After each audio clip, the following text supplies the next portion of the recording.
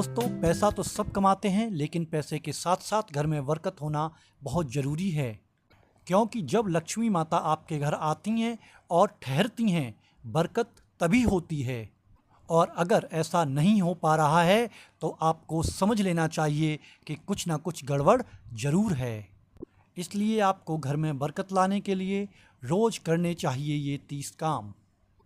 वास्तुशास्त्र में जीवन में सुख समृद्धि लाने के लिए कई उपाय बताए गए हैं, लेकिन फिर भी लाख कोशिशों के बावजूद आपके घर में बरकत नहीं हो रही है, आपका बैंक बैलेंस नहीं बढ़ पा रहा है, तो आपको रोज़ाना ये 30 काम अवश्य करने चाहिए।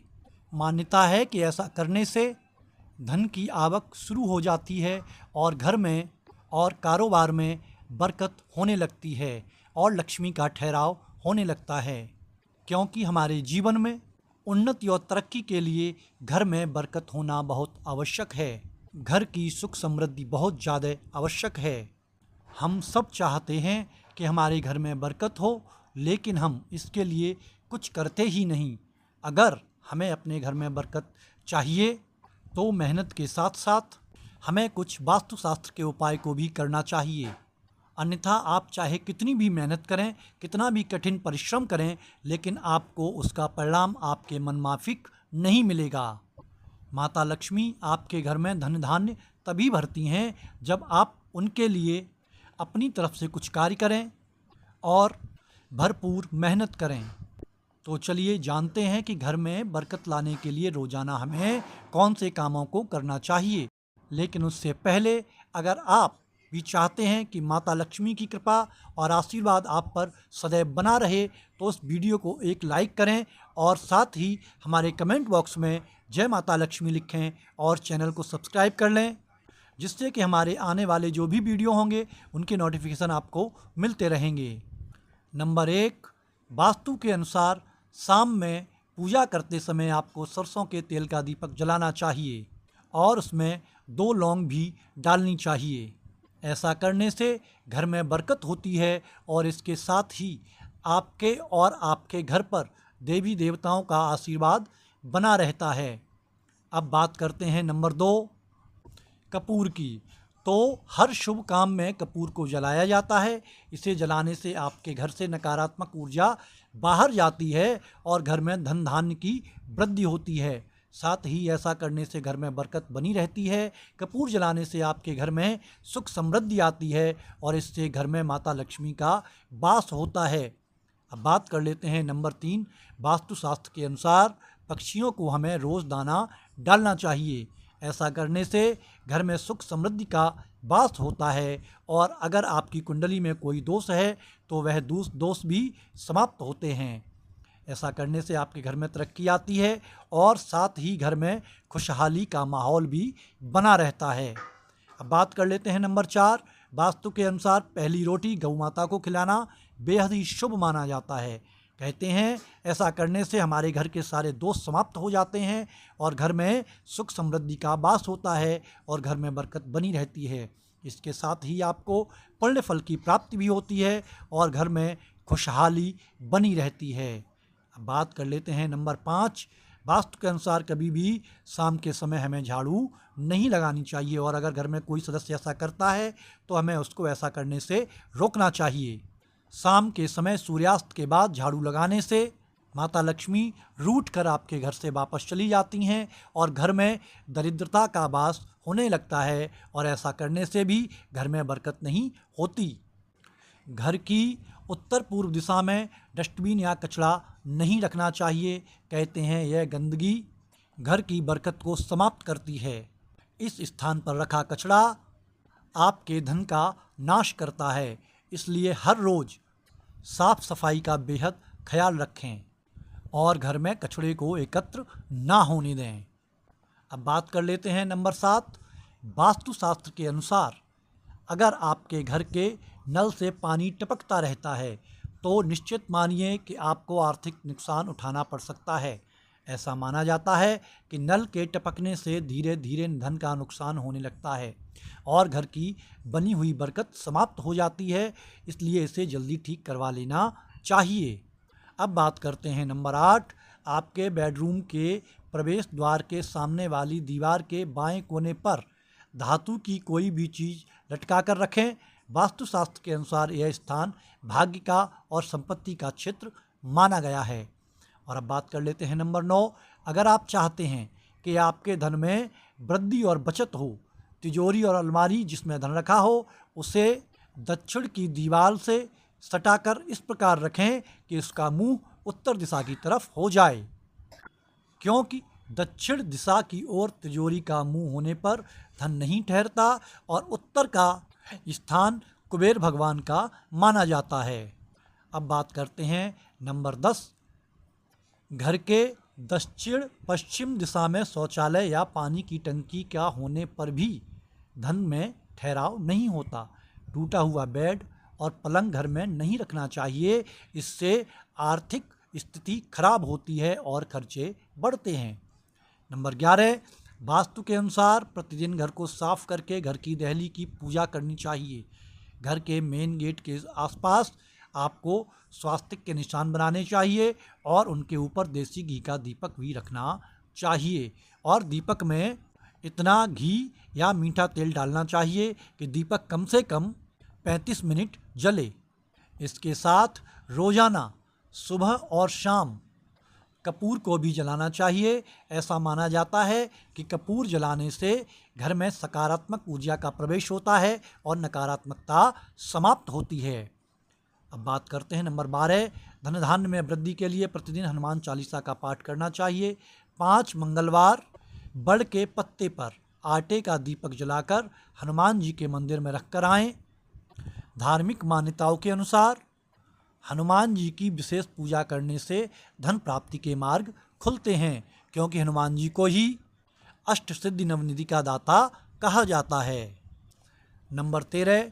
भोजन खाने से पहले भोजन आपको अग्नि देवता को अर्पित करना चाहिए, अग्नि देवता का ध्यान करना चाहिए, क्योंकि ऐसा माना जाता है अग्नि के द्वारा पकाए हुए भोजन पर सबसे पहला अधिकार अग्नि देवता का होता है और अग्नि देवता को अन्न अर्पित करने से घर के अन्न भंडार कभी खाली नहीं होते।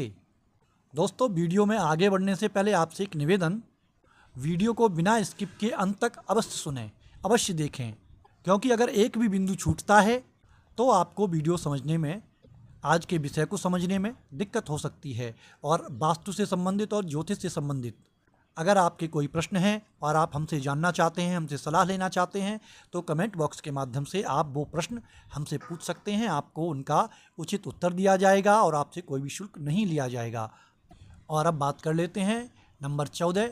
हिंदू धर्म में पीपल का पेड़ पूजनीय माना जाता है। शनिवार के दिन पीपल के पेड़ पर काले तिल, कच्चा दूध, गंगाजल, गुड़, शहद को स्टील या चांदी के बर्तन में डालकर पेड़ की जड़ में अर्पित करें, फिर सरसों के तेल का दीपक जलाएं। इस कार्य को करने से दुर्भाग्य का नाश होता है, लेकिन यह कार्य आपको प्रत्येक शनिवार करना पड़ेगा। नंबर 15। घर में बरकत और खुशहाली बनी रहे, इसके लिए माता लक्ष्मी की उपासना करें। माता लक्ष्मी का ध्यान करके माथे पर शुद्ध केसर का तिलक लगाएं, कपूर से माता लक्ष्मी की आरती करें और थोड़े से कपूर को अपनी सीधे हाथ की हथेली पर रखकर बिल्कुल पाउडर बना लें, बिल्कुल मसल दें। फिर उस कपूर को ले जा कर के घर के प्रत्येक कोने में छिड़क दें, वहीं पर डाल दें और दूसरे दिन सुबह झाड़ू से वो कपूर निकलकर साफ हो जाएगा। घर की गंदगी के साथ उस कपूर को बाहर फेंक देना चाहिए। ऐसा करने से घर का वास्तु दोष समाप्त होता है और घर में बरकत बनी रहती है, धन संबंधी समस्याओं का नाश होता है। नंबर 16। घर की पूर्व दिशा में पीला रंग होना चाहिए। विशेष तौर पर पूजा स्थल की पूर्व की दीवार पर पीला रंग अवश्य होना चाहिए। कहते हैं कि पूर्व दिशा में पीला रंग होने से धन की प्राप्ति के योग बनने शुरू हो जाते हैं।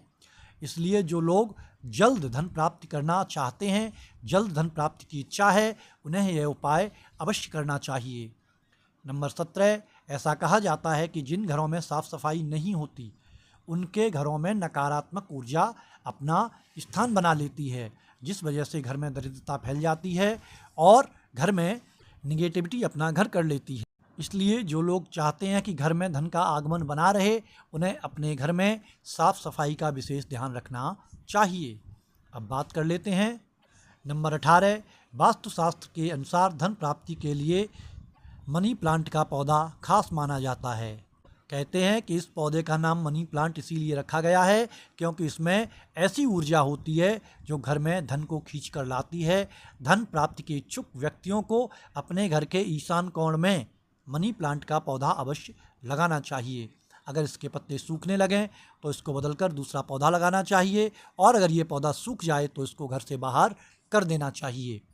नंबर 19। ज़्यादातर लोग अपने घर का कबाड़ अपनी छत पर रख देते हैं, लेकिन वास्तु के अनुसार ऐसा नहीं करना चाहिए। घर के ऊपर कबाड़ रखने से घर में दरिद्रता आती है।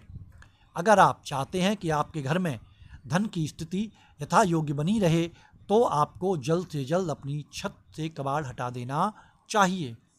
बात करते हैं नंबर 20। मोरपंख को वास्तु में बेहद ही खास माना गया है। घर में मोरपंख को लगाने से कीड़े मकोड़े भी कम आते हैं, साथ ही सकारात्मक ऊर्जा का संचार होता है। मान्यता है कि मोरपंख को भगवान कृष्ण से जोड़कर देखा जाता है और भगवान विष्णु के सभी अवतारों का ध्यान मोरपंख को देखकर हो जाता है।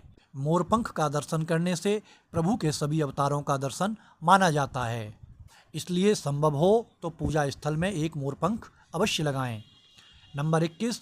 घर में तुलसी के पौधे का होना बेहद आवश्यक और शुभ माना जाता है।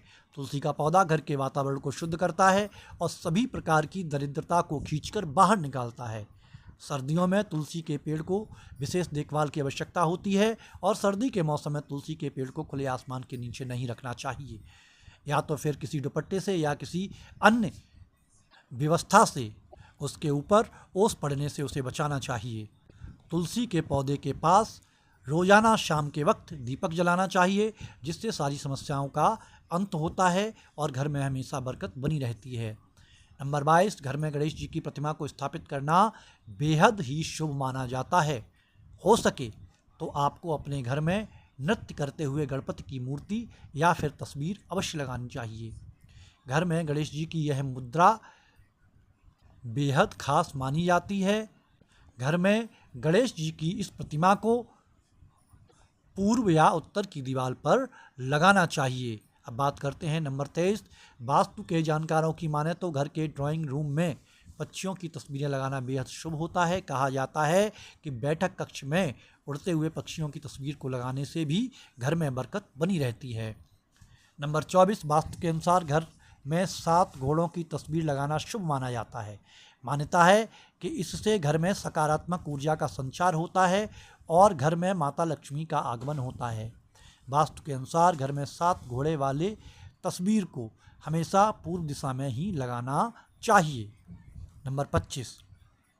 वास्तुशास्त्र के अनुसार घर में पूजा मंदिर हमेशा पूर्व दिशा में रखना चाहिए। अगर ऐसा न हो पाए तो पूर्व और उत्तर के कोण में, जिसे हम लोग ईशान कोण कहते हैं, मंदिर को उस स्थान पर रखना उचित माना गया है।